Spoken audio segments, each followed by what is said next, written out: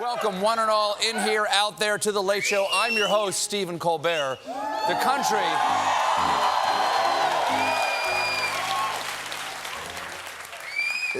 you can feel it out there. The country is still stunned by the mass shootings this past weekend. And one of the disheartening aspects of the aftermath of any one of these tragedies, far too many, is how predictable every stage will be. It makes you feel as if you're living the same tragedy over and over again. And one of the stages of that tragic cycle is the president going to the community shattered by this violence. For instance, tomorrow the president is going to El Paso. But here's something different. They don't think he should come. El Paso's Congresswoman Veronica Escobar said this on MSNBC. From my perspective, he is not welcome here. He should not come here while we are in mourning. It really speaks to your leadership when a town in mourning after an unspeakable tragedy thinks you would bring the mood down. Escobar explained that given Trump's history of hateful rhetoric, he should know why he's unwelcome. I would encourage the president's staff members to have him do a little self-reflection. Oh, I think he does plenty of self-reflection. Morning, handsome. Looking fleshy today. Hey, who's got two thumbs and is ready to demonize some immigrants? This guy. Aha, whoa, whoa.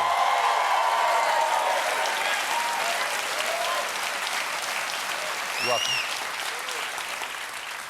She thinks Trump is partially responsible for the shooting because of his rhetoric, and it's not helping that the El Paso shooting suspect's manifesto echoes Trump's language. That is upsetting, to call what Trump speaks a language. Now, there is one public official who is welcoming Trump to the city, El Paso Mayor DeMargo.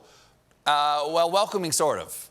This is the office of the mayor of El Paso, in an official capacity, welcoming the office of the President of the United States, which I consider is my formal duty. That is some obligatory enthusiasm. I'd like to see that guy's wedding vows.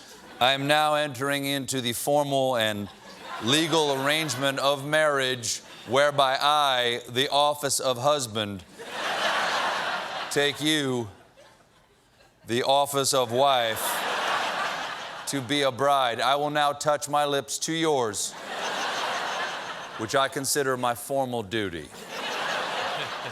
Now, there's another reason. Beautiful. I love a wedding. I love a wedding. Oh, yeah. Always gets nice me. to see a nice wedding. There's another reason this visit is going to be a little awkward. Trump held a MAGA rally in El Paso back in February, and he still owes the city more than $470,000. Look, it is too soon after this horrible tragedy to talk about things like gun control or the money I owe you. I, for one, refuse to politicize me not wanting to pay you back.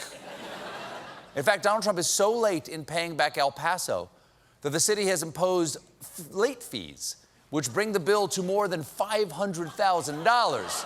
Well, sure, it's the VIG that gets you. Donnie T's in deep to the juice man. I'd say the two guys are going to come break his kneecaps, but I'm not sure there's any more bone left in there.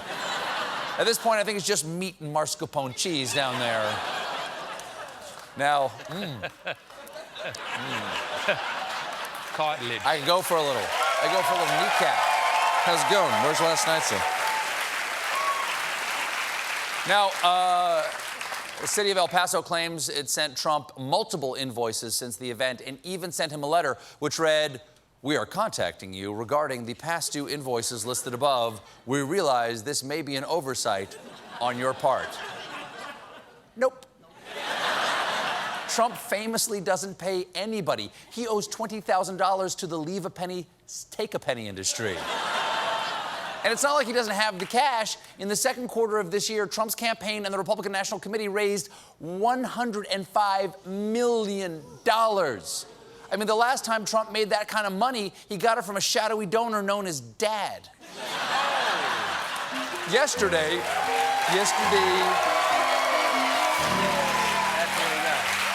Song from my father. Yesterday, we heard from someone whose name doesn't come up that often anymore, 44th president and man 3 minutes into a conversation with someone whose name he can't remember. Barack Obama. Now, in the wake. Yeah, I know.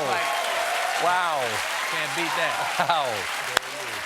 Y'all remember him, I guess. Now, in the wake of this weekend's tragedies, Barack Obama released a rare statement saying, in part, "We should soundly reject language coming out of the mouths of any of our leaders that feeds a climate of fear and hatred or normalizes racist sentiments. And it's time for the overwhelming majority of Americans of goodwill, of every race and faith and political party to say as much clear and unequivocally, oh.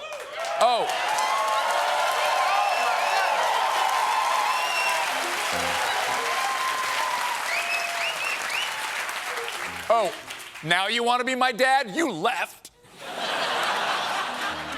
And you don't get to tell me what to do anymore.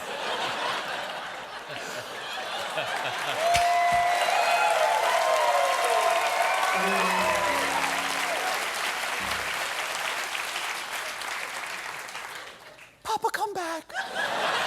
That was bad. I'm sorry.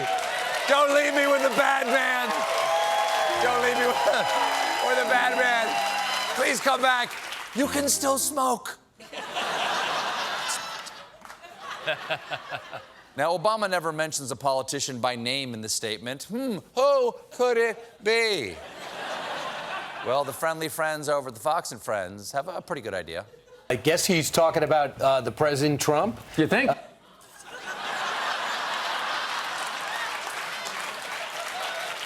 You think? You think? Come on, Doocy, don't accuse Brian Kilmeade of thinking. It's more like whatever mental activity is involved when a leaf decides to fall off a branch. Kilmeade went on. I'm just wondering did George Bush ever condemn President Obama after Sandy Hook? Did President Bush ever come after? He had 32 shootings of 4 and more mass shootings during his reign. Not many people said, wow, it's this President Obama is out of control. Wait, why are you acting so offended? Obama did not say Trump was the racist. You just did. It's one of the few times...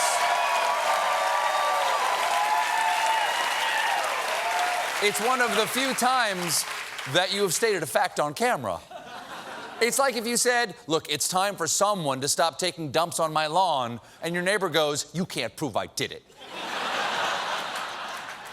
But Trump's not paying attention to all this stuff. He's too busy targeting the real threat to our democracy, Google.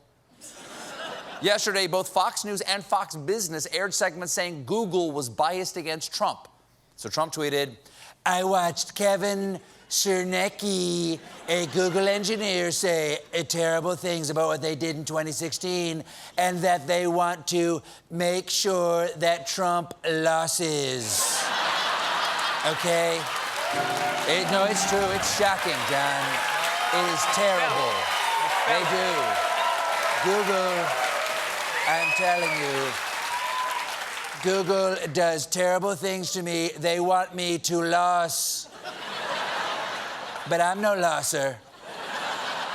I'm gonna whine, because I've always been a whiner. We're gonna whine so much, you're gonna get sick of all the whining. He whined on. Lou Dobbs stated that this is a fraud on the American public. Peter Schweitzer stated with certainty that they suppressed negative stories on Hillary Clinton and boosted negative stories on Donald Trump.